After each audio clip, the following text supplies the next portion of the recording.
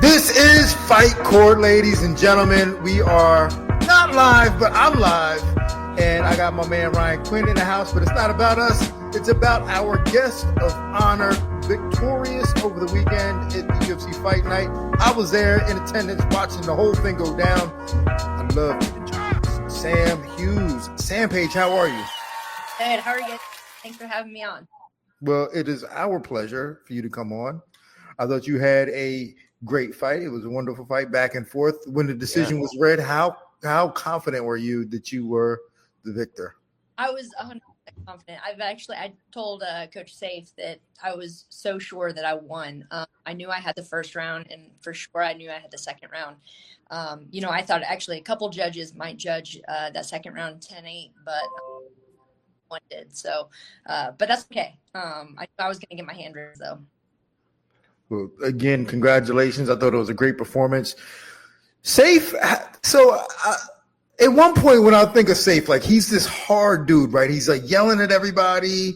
And then I see him sometimes he's kind of sweet and he's kind of soft to some. Nowadays, like I think now he got kind of, I don't want to say he got soft, but to some of the fighters, he's kind of sweet. How is Safe towards you? It's so funny. He is hard in the gym.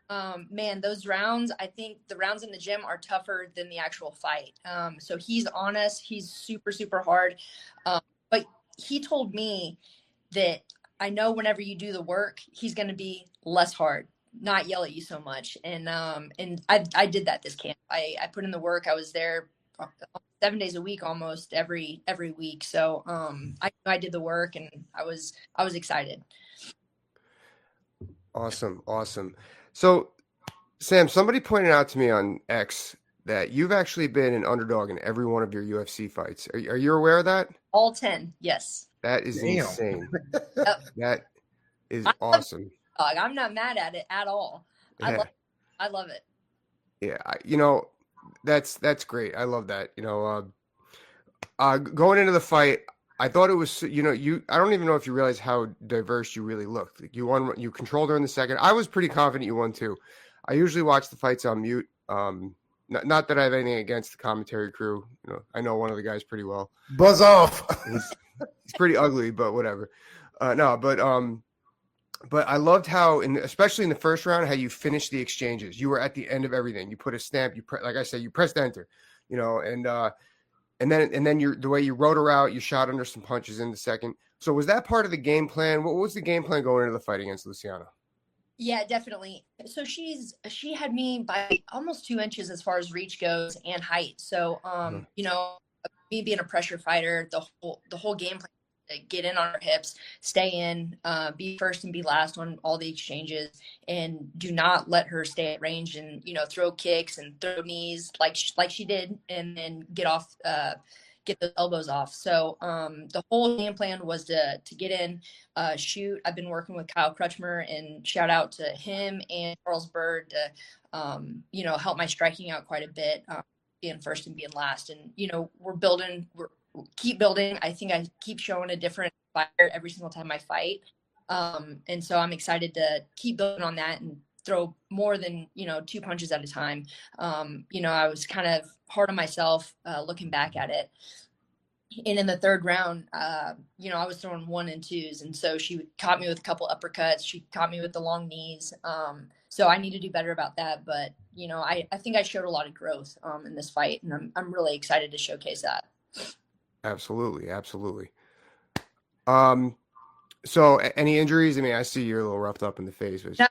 My nose is like, you guys see that, have a big old hump in it, and that thing always takes a beating. So yeah.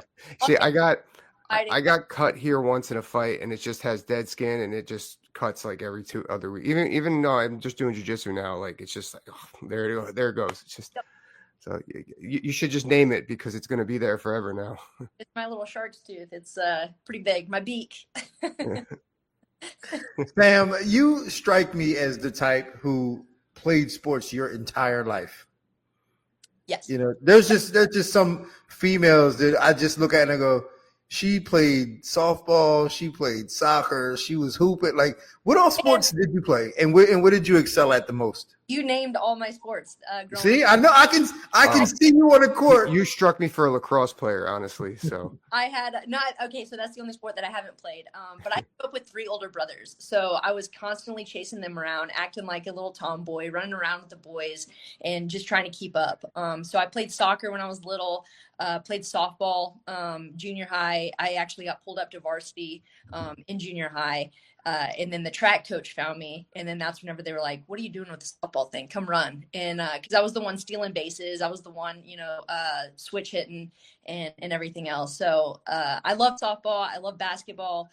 I love track. That's probably, my biggest love. But yeah, I was always outdoors, barefoot, running around, chasing, keeping up with the boys. what was your event in track? Steeplechase, the 5,000, the mile. Yeah, more steeplechase. What is the steeplechase? So steeplechase is it's pretty fun. It's basically a 2-mile race. It's a little bit less than 2 miles, but you go over hurdles or barriers that they're long poles, and you have to jump over it, and then you have a water pit in each lap on the track. So it's pretty intense. I'll Google it. What Google track and field team does this? I've never heard of this before.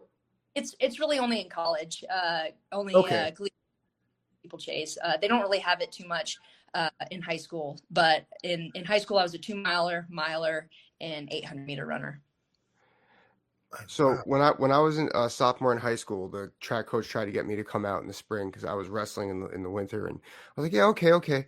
And then they had me do the 800, and I was like, all right. I was like, I remember the first time we did it, I blew everyone out of the water. I'm like, yo, I hope that's practice. And then they're like, you got 6 more of those. I was like, this is nuts. And I remember on spring break, my sophomore year, I had my tonsils taken out. I'm like, I can't wait for my tonsils to that surgery because I got to get a fuck away from this bullshit. I was like, it was so nuts. Running sucks. And then everything else that I tried pole vaulting, and I couldn't go upside down. I was like, I'm just not meant to be a track star. You did that too? I did that too. Yep. Oh my God. Oh, Jesus. I know. I did it all. I should have been like a heptathlete in college, but yeah. I just decided to go a distance. Where did you go to school? So I went to Wofford, and then I also went to the University of South Carolina. Okay. And Wofford's in South Carolina too, right? It is. It's up in Spartanburg. Right. And that's where you're from. You're from South Carolina. Yep. Okay, well, so how did you make your way out to Dallas? Man, so kind of a long story. So once I graduated from the University of South Carolina, then I got on with a company that was relocating to Seattle, and so I was doing accounting work for them and was a boring accountant. Actually, Chuck Liddell was an accountant too, so I guess good company. That's your discipline, accounting. Yeah. And so I moved out to Seattle, lived out there for a while, and was basically just going to like a 24-hour fitness and working out, and then doing my 9 to 5. And then I met a guy that I rented a house from, and we used to, go watch footballs on Saturday, and they were Michigan State fans. So he went to an MMA gym, and he said, "Hey, Sam, do you work out?" And I was like, "Yeah, I'm just basically running and lifting weights and doing my 9 to 5. And he was like, "Do you want to try kickboxing?" And I was like, "Yeah, sure, I'll give it a shot." And the rest is kind of history. I came to the gym and fell in love with it. And then after about 9 months, the coach at the time asked me if I wanted to compete. And I said, "Yeah, I've never been in a fist fight before. I've just been, but I've been competing my whole life." And, I still had that itch. I was bored out of my mind working my 9 to 5. And so once I had my first fight, I was hooked. I was like, how can I do this all the time? I want to be doing this. And so basically I was training before work, training after work, and just living in the gym pretty much. Awesome. There you go. Yeah. I love the story. Yeah. So you're definitely a competitor. Yep. Do you get nervous before fights? And if so, do you revert back to just, okay, this is just a competition? I just get excited. I'm at a point in my life where I've fallen back in love with just competing. I think I put a lot of pressure on myself early in my career to make sure I won. And now I'm just kind of have the mindset of, hey, just fall in love with it. You know, you love to compete. Let's just go out there and compete and do exactly what you do. So, you know, I think as I've gotten older, it's changed quite a bit, and I just love to compete. So this win over the weekend, what did that do for you in terms of your career? And I got one more, and then I'll let Ryan close it out. But so this win, what did it do for your career? And then who do you want to fight? You know, I think this win really skyrockets me. I think you know, and even Coach Safe said it. He said, you really put, you know, who you are on the map this weekend. You know, I've always been the underdog. I've been the underdog in all 10 fights. And so, you know, I kind of stamped that I'm here to stay and I'm here to compete no matter what. I'm going to give it my all. And I just think I'm becoming a better athlete. I think my mindset's sharper. As I get older, I'm just becoming a better person overall. So, you know, Coach Safe and I talked over the weekend, and I really don't care who I fight. I'm excited. I want to make a run at the top 15. I think I've got strong momentum behind me, and I'm just excited to see who's next. That was actually my third fight on this contract, for my third contract. So, you know, I want to sign, you know, a new contract, my fourth one, and let's see who they give me. I'm just anybody. I don't care. Well, that's awesome that you keep going. You know, extending your contract that much is phenomenal in itself.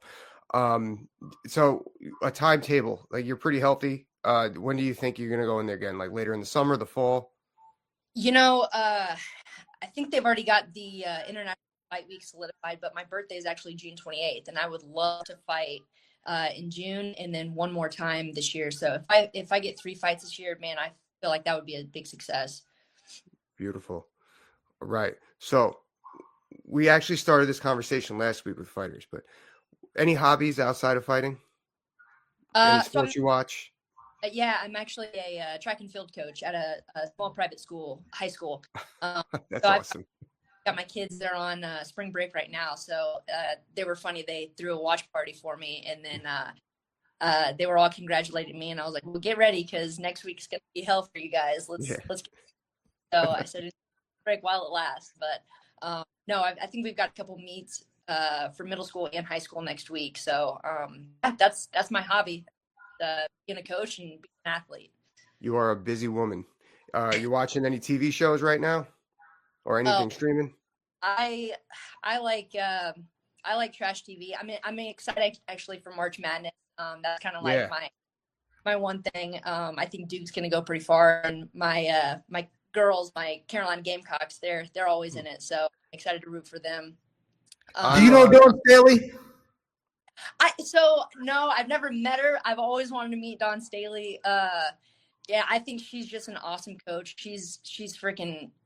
It's unbelievable what she's done with that program. She's a killer coach. Yeah, I've been following her since she was at University of Virginia. I was in high school. She was in college, and I used to love watching her play. She was a savage basketball player. Mm-hmm. She is a basketball player and an even better coach. I love it. Well, Sam, we are not going to hold you up. You know, we like to get you. Yeah, thanks for having me on. It's really good to talk to you. Thank you for coming. Appreciate you. Thanks for coming. Congratulations on your win. Hope to catch up with you soon, and best of luck in all that you do. Have fun and kick their ass on the damn track and field. Yeah. Damn kids. I will. Thanks, guys. All right. See you later. It's so nice when we have good people. I mean, not that we've ever had bad people on. Well, Glover sucks, but everyone else is pretty cool. Yeah. no, but I love that story. You know, I love how she's hustling. It's really awesome when we have stories like that on. Yeah. Well, not only just a story, but like you said, a good person, right? Like she's a good person. She's working with kids. Yeah. And you could tell, like, at some level, she at least wanted to talk to us. Yeah. She wasn't driving. You know what I'm saying? Driving. And I was like, wow, you're sitting down inside. It's so nice. Yeah. And Mo was trying to sell me on, and I have to bring this up because he was the main event in the card that Sam fought on, Marvin Vettori. I interviewed him last week. Okay. And it didn't seem like he wanted to do it. And he just was, standoffish and just. And I was asking Mo, and Mo be like, "Yo, he's cool as shit. He's cool as shit." And I'm like, "Dude, man, I haven't gotten that vibe." You know what I'm saying? Dude, I've seen him at ATT, and he's like one of the boys. He's vibing. Like maybe just he got nervous. Or I don't know. Like maybe he's like, "You used to be ATT, and now you're not." So yeah. I don't know. Like I don't get that vibe. You know what I'm saying? Yeah, I don't. I haven't gotten the vibe. So, but I'm gonna take Mo's word for it and not hold it too much against him, and give him a shot. But I'm just like, I just for whatever reason, man, I don't get it. But let's go back to the fight, man. Him and Roman Dolidze. What'd you think? Yeah, I mean, I thought I felt like Marvin just wasn't pulling the trigger. And I don't, it's not, and I don't say that in a sense like Marvin lost. Like a lot of people, like there's times people, Roman didn't win that fight, Marvin lost that fight. I thought Roman won that fight, but I just felt like Marvin just wasn't pulling the trigger. And that's almost like what Alex Pereira is getting beat up for against Ankalaev. I just feel like he just wasn't pulling the trigger. And who knows? Was it ring rust? Who knows? The new camp? Who knows? What do you think? Yeah, I mean, he definitely got outfought. Like at the end of the day, like he got outfought. Yeah. My question in terms of like pulling a trigger, and this is something that I can't fully remember. Like, I'm thinking back to like my old fighting career, and I can't remember this ever being a thing for me. And it could have been, I just never recognized it at the time. But I'm also wondering if when they're out there, do they think they're doing more than they are? Well, I've been there, and speaking of Mo, so I remember I really wanted to get my striking down, but I was starting to do too much of my striking. As crazy as it sounds, I should have been boxing more so than kickboxing. Like as a grappler, I should have been developing my hand. Anyway, but then I started to develop my striking, but then I was like caught in the middle of like I wasn't my wrestling and my grappling wasn't as crisp, and it just showed in sparring. I was just like, I'm just not doing anything, and Mo just grabs me once. He goes, "Dog, you vanilla." And I was like, I knew exactly what but that's what it is. Like sometimes you start doing new shit, and like maybe the game plan's just a little outside your comfort zone, a little too much coloring outside the lines, and you lose your identity. And maybe that's what happened, And yeah. That's a real thing. Like you get lost with in all that stuff. You think he's worried about a sensational grappler taking him down, so maybe he's just overly worried about the takedown defense and he's not letting his hands go, something like that. I mean, you were a lot more natural fighter than I was, but that's something that I had to go through. So that could have been what it was. Well, I wouldn't have been worried about the takedown from Roman all that much. Like Roman is he's not a great takedown guy. I meant like going to the ground in some aspect. Yeah. But yeah, I know what you mean. Yeah, I'd have been much more concerned with Roman pulling guard. Yeah. Maybe the clinch work, who knows? Yeah. But yeah, so I mean, congratulations to Roman Dolidze for getting revenge. No hate on nobody, but just, it's always he seemed like a solid dude though. Like he came on the post show afterwards and on the post show, I asked him about the eye pokes and all that stuff, and he was like, "I have to go back and watch it because, like, I don't even know. I don't remember. I didn't do it intentionally. I think literally he's just, in terms of fighting, just a spaz. So yeah, he can't control himself. Like he's just like he gets to that place. It sucks with the eye pokes, but to me, like I don't like we've talked about this before, and like so you're the one who said it, and it makes me. Like they should be penalized more. When they're penalized, they'll work on not being penalized. So that will force fighters to focus on their technique and keep their hands closed. Yeah. I remember when they really started coming down on it. I remember when I had John McCarthy in 2014. He's my ref, and he goes, "All right, we're getting rid of this John Jones thing where he's here. No more framing." And I was like, all right, what if I'm framing a kick going backwards? And he cuts me off. He goes, "Keep your fucking hands closed." That's John. but no, if you enforce it, they're going to be realized. And they're going to recognize it. And I think that it comes from people who don't have a proper striking background. They're sparring with big gloves, and they're so used to those pillows on their hands that they're sparring like this, and they're throwing hands like that, as opposed to forcing themselves to crush the egg at the end of the punch. Really squeeze it and extend your punches. I think when they fix that from being penalized for not having that technique, it won't go away totally, but it'll get mitigated. Oh yeah, no doubt. And there might even be some growing pains, right? Where guys may feel a little hesitant to throw because they're just, for whatever reason, concerned with getting taken down or not having that safety blanket of leaving their hands open and panicking. So there may be a little growing pains there, but I think that give it a couple events where guys are getting penalized right away for eye pokes. Yeah. Man, you're going to see it change. You'll see it stop. Like, people are going to train better and they're going to be prepared for it. Wasn't no eye poking one of the original rules in UFC? Eye gouging. Yeah. See, now that you say eye gouging, that sounds a lot. It makes it easier to when I first saw that was the first time I read the word gouging. Mm-hmm. And I remember reading it and I go, Dad, what's eye gouging? And he goes, it's gouging, you dumbass. And so now I never forget it's eye gouging. But it's funny, but look how much the sport has changed and had growing pains since that. You know, we could enforce eye pokes. Yeah, for sure. No doubt about that. Mm-hmm. So what about this weekend? I'm actually leaving for London tomorrow. Oh. I'm double dipping. I'm working the card on the broadcast, and I'm cornering Sean Brady. Oh yeah, I was wondering if you had any involvement with that. So you're Clark Kent and Superman again. Yeah, I mean literally, because on the post show it's only so on the pre-show it's me, Karen Bryant, and Paul Felder. On the post show it's going to be Karen Bryant, me, and Michael Bisping. And Michael Bisping, he's obviously commentating. So no matter what, like as soon as it's over, we both have to run upstairs to do the post show. And he has to do like field stuff. So I'm going to have to get up there first. So I'm going to have to like literally be wearing my clothes underneath my fight kit so that I can run upstairs and just kind of pull it off and throw the jacket on.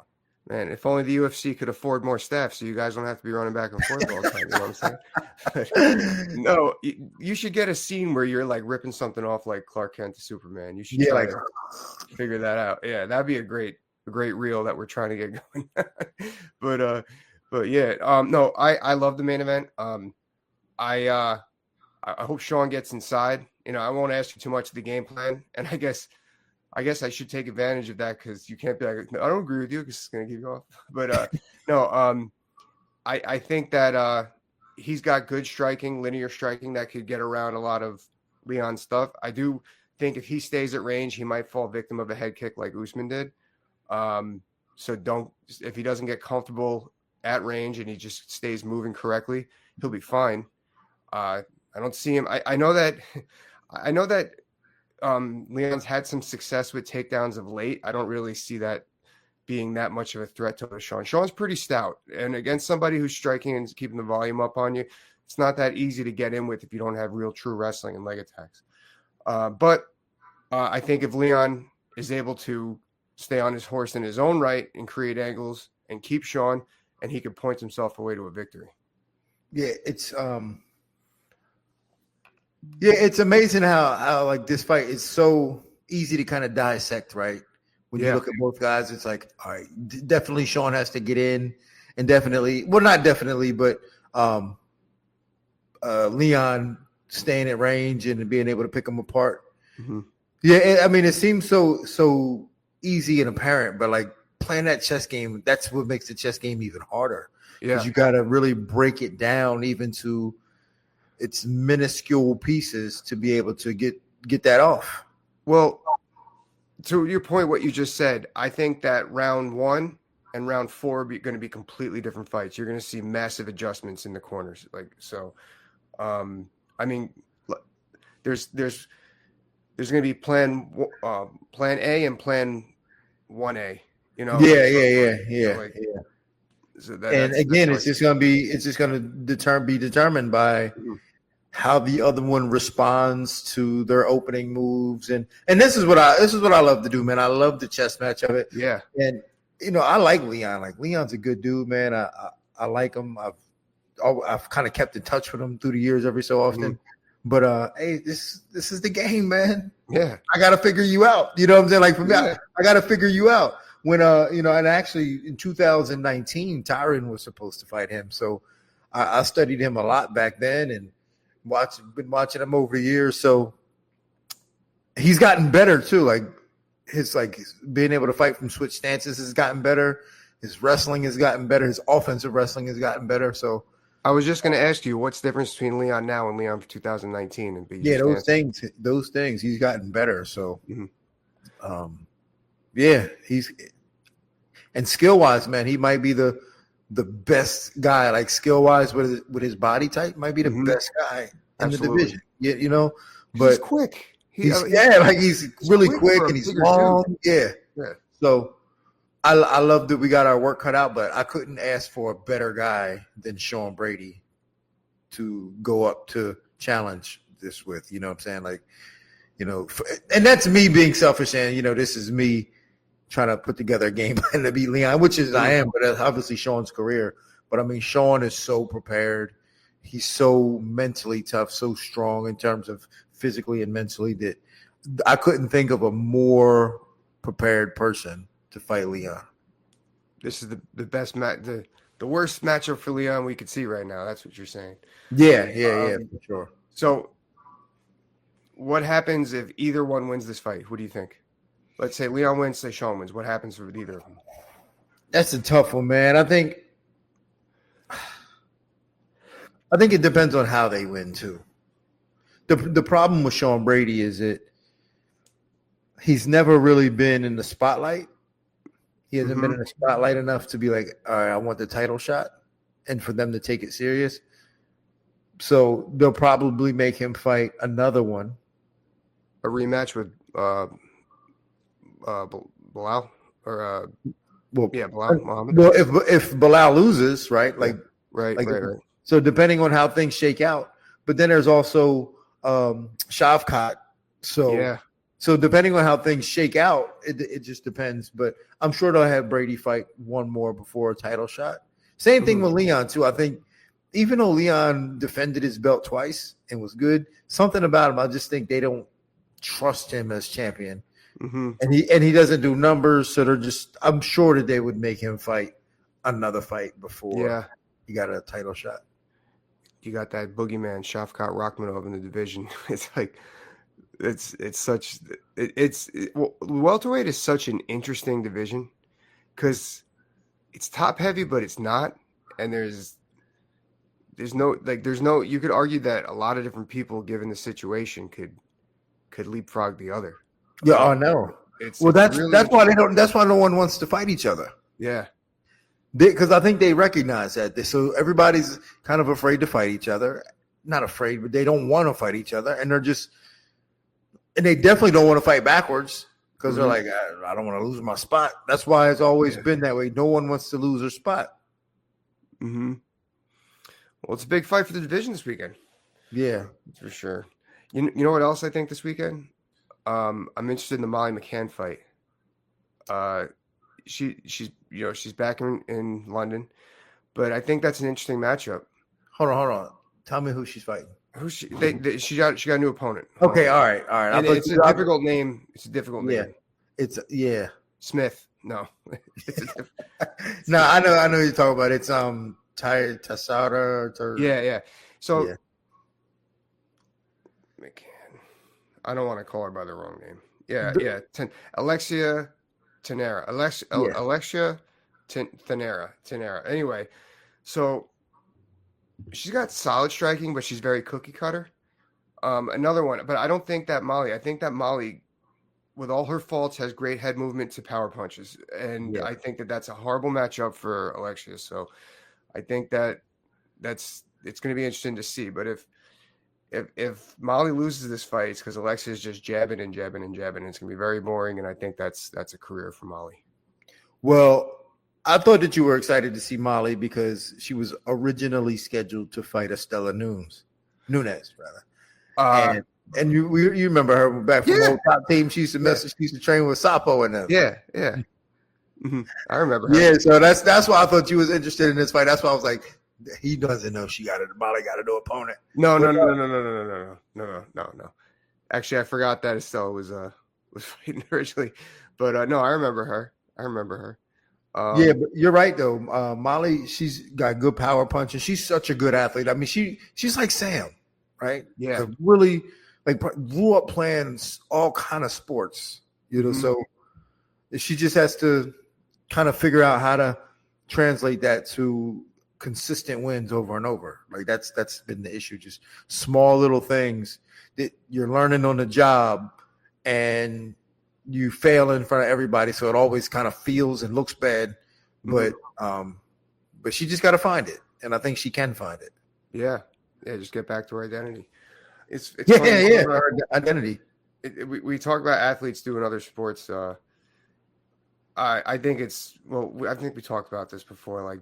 Like good sports, like the transition to MMA. I mean, there's the obvious. We talked about like football for heavyweights is good, but I'm actually, I don't really care that my son fights. Actually, I hope he doesn't. But we're gonna get him into gymnastics because overall we feel like that's like a really good foundation. Yeah. So tell me, like, what foundations you think are good? It's obviously, like we talked before, it's kind of weight class specific. Yeah. In a way. Overall, is that the question? Overall. But overall, gymnastics and swimming. I was thinking, for the same reason why you're probably thinking swimming, I was thinking soccer. Soccer too. Yeah.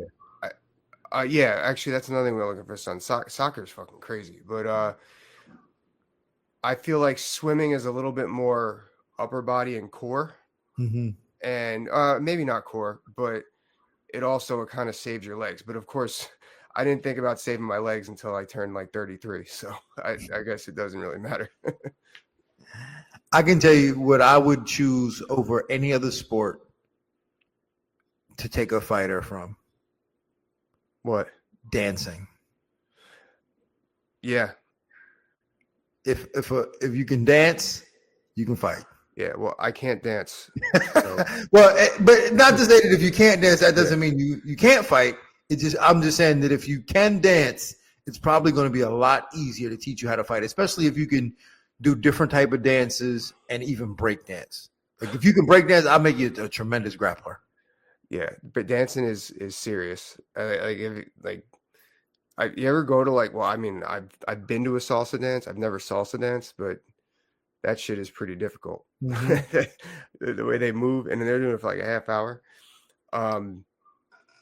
I know like some like capoeira is kind of like dancing, but I know whenever the capoeira guys would come in and start training, and they're all just come here, please. Yeah. But like the dancers, though, they're the only dancer I really train with, but they have this weird elusiveness about them where they're loose, but they're strong.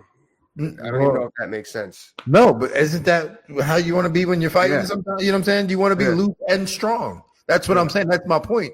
Is the coordination, and to be able to coordinate your body in dance is so difficult. It teaches you footwork, balance, muscle coordination, like all those muscle dexterity as well. All those different things that you need in fighting. I'm like, I'll take it.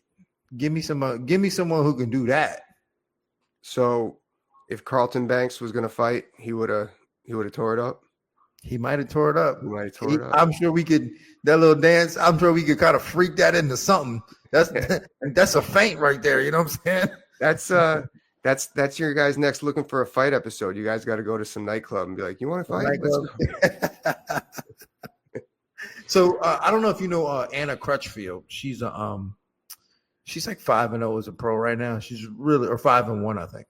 Really good striker. She trains in Alabama with the guys who used to train with Walt Harris. Okay. No, I don't know her. Really solid. She's originally from South Carolina. But anyway, and she used to train with like Wonder Boy. But anyway, really solid. But she used to do I think it was like river dancing or clog dancing or some shit. Irish step dancing. Yeah. And I was like, my sister. And she actually did a little bit of it on the mat. I was like, God damn, her feet were just like, I was like, no wonder you got such good feet. Because if you can do this, moving around a damn octagon is nothing. So my sister used to do it. My sister was like really involved in it, like placed at the national level when she was little, and she got away from it. But now that I'm older, I haven't seen it. It was Irish step dance, but back in the day, it was river dancing. Remember that? Or Lord of the Dance? Yeah. I want to go back and watch that now. I'm sure I would appreciate that a lot more now than 25 years, 30 years later. Damn river dancing. Michael Flatley, that was his name. I'm going to send you videos.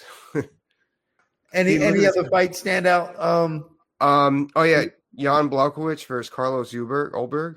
Yeah. I think that I'd like to see Jan just do more. I can't explain it. Like I just want to see him like. Well, how much more can you think? How much more do you want him to do, man? He's 42. Dude, whatever. You're whatever. Just do it. You know, you're in there. Fucking do it. There's no age, but there's no Masters division. You gotta do it. I kind of I like him in that fight, but you know, like he's 42. Fighters age overnight. Shit, does time come up for him? What do you think? So I spoke to both of them today. Uh-huh. And they both had like both of them really sweet guys though, but have very different demeanors and opinions towards the fight.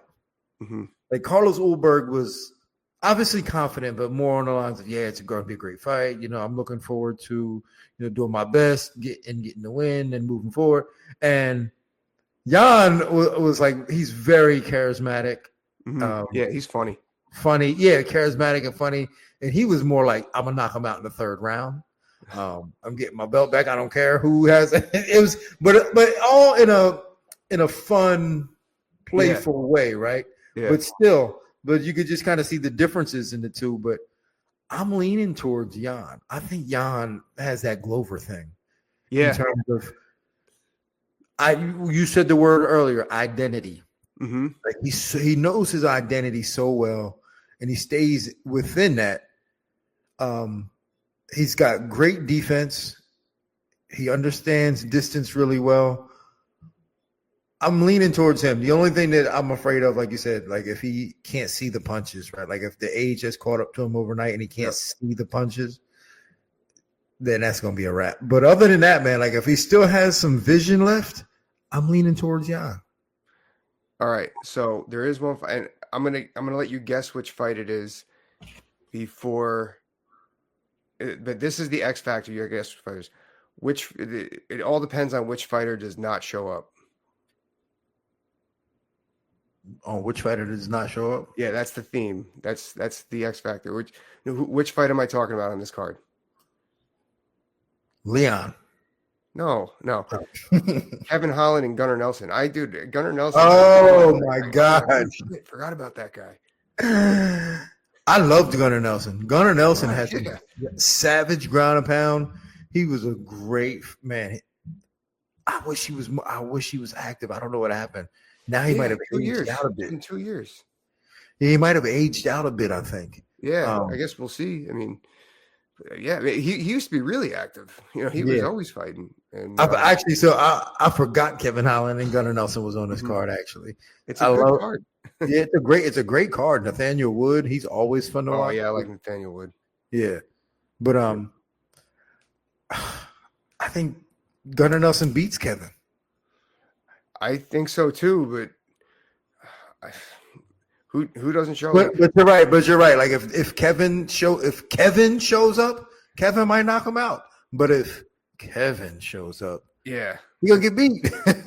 if I'm Kevin, I'm looking real funky, and I'm launching a lot of straight punches because I want to see what Gunnar's going to do to it. And I think that's a good strength for Kevin. But Gunnar fights so intelligently. Yeah. That it could be. I mean, it could be him take Kevin down, pass his guard. And then he could notice something. Like that's another thing about him. Sorry to cut you off. Like you said, he fights so intelligently. Like I've seen him in fights where it's like, oh, I guess the game plan is get him against the cage and take him down, and then he gets the takedown, then bam, he's striking. Yeah. I mean, that's gonna be an interesting fight. It's gonna be an interesting fight. Yeah, it's just like Kevin's so talented, man, but he just sometimes he just doesn't show up. Mm-hmm. Well, we'll see, man. Regardless, I got to root for the American. Yeah. and the reason why I say that, and this is the last thing I want to ask you about, this Conor McGregor at the White House. Yeah, I saw some clips of that. I didn't see what he said, but bro, I'm like, man, just go away. Just go away. And even like that was even, we don't talk politics, but with everything going on, like I don't give a fuck about Conor McGregor at the White House. I know, it's like I don't give a fuck about Conor McGregor anywhere. But yeah. But what makes the whole thing for me was like, first off, like Ireland was like, yo, he don't speak for us. Yeah. But he went on there and just bashed the Irish government and tried to play like the Robin Hood good guy, that he was going to come seek Donald Trump's help to. Is that what you're saying? Yeah, to rid the problems in Ireland. I'm like, dude, we got our own problems. Don't be coming over here with your bullshit. You spent enough time here. You know what's going on here. And with everything going on in Europe, nobody cares about Ireland right now. I'm Irish, but I don't know. Maybe because it was St. Patrick's Day, they thought it'd be cute. But from what I understand, like he's not really well loved in Ireland like he was 10 years ago. That's everybody says he was trying to move out of Ireland. He was talking about moving out of Ireland to here. Yeah, that makes sense.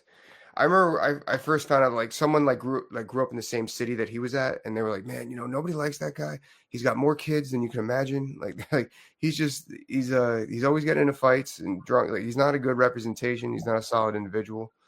And like whatever, people have their shit, but I don't know. Maybe it's just a thing about Conor just needing to be in the spotlight but not wanting to fight.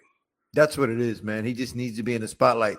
But to me, I don't get the society that we live in, that we've made this man a hero, right? After all he's done, and people still regard him as a hero. And why? Because he knocked out Jose Aldo in 13 seconds? Because he won the UFC lightweight title against Eddie Alvarez and Madison? Like, that's what we're doing here? The hype behind him in 2015 was, and granted it was 10 years ago, and then he did movies, and I remember watching football and Troy Aikman calling him the white Muhammad Ali, which was stupid. But I'm like, people are making that comparison because I guess he called his wins or whatever. But when you make that comparison to Muhammad Ali, like people want to believe that they still have that. Especially, he's kind of getting lucky that, and I hate saying it, that the star power is kind of fading a little bit, so it's kind of giving him a little extra life in mixed martial arts or combat sports for that matter, bare knuckle boxing. But I don't know why. Like I think part of it is the media still rams it down our throats, and we're in this situation where we got to talk about the why. Like that's what it is. I don't really know anybody. Like I don't know anybody that's a huge Conor McGregor fan. Like people at work and stuff like that, they're never like, what about that Conor McGregor guy? You know what I mean? Like, when you talk to anybody, did they stop you? No, no. Well, I think it's the media. The media right. is the Conor fans that just rub it down our throats. Well, and another thing is that I think MMA in the grand scheme of things is probably so small to other sports that they just don't realize that Conor ain't shit no more. Yeah. That's the guy. Like, yep, that makes sense. So that's why it's easier for the media to press it on people that he is the shit, because they don't realize. Because I knew a dude who I worked with at ESPN West Palm, and he had no idea that Conor had like assault allegations. He had no idea. I was like, dude. He's like, no, I thought he was still winning fights. I was like, no, really? He got more assaults than wins in the last 5 years. Yeah, you know what I'm saying? It's crazy. But we put this dude on this pedestal, man, and allowed him this spotlight to just do all this stuff. And I'm like, I don't get it, man. It makes me want to just quit and just go, man, I can't deal with this no more. Well, I mean, the UFC, this is the monster they created. They got to get behind. Well, they're getting behind other fighters. There really is stars in the UFC still. Like Sean O'Malley, Alex Pereira. Yeah, they're not champions right now, but and I feel like people are getting educated about the actual fights now. So, but yeah, I don't know. I hope that within the next year or so that just kind of fades away, because it's just annoying. He just says dumb shit on X that people always tweet because his name is click worthy. Yeah. It bothers me so bad, man. It bothers me. I can't deal with it. But Ryan, you my dog. You know what I'm saying? He not my dog. You my dog. Arr. This is awesome. Hey, yeah, so I don't say it enough, man. Thank you for doing this podcast. I love doing this podcast with you, man. Thank you. Well, you're very welcome. Thank you for appreciating that. But listen, stop making it all funny, weird. I'm getting this tingly feeling inside. But appreciate you, Sam Hughes, for coming on the show. Yeah. And if you enjoyed the show, make sure you hit like, share, subscribe, comment, tell your friends, and we'll be back next week. And on that note, this court is adjourned.